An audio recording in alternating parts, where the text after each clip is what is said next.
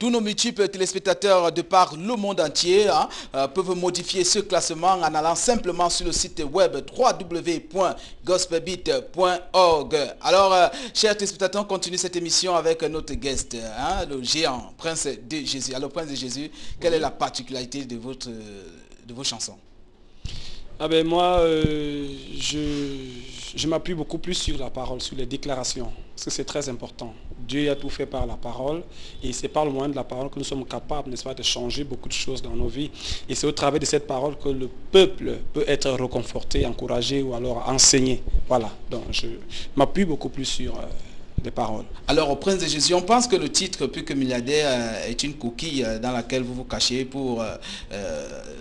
par rapport aux frustrations, aux choses que vous n'avez pas pu avoir. Que pensez-vous de cela? Est-ce que ce n'est pas une coquille?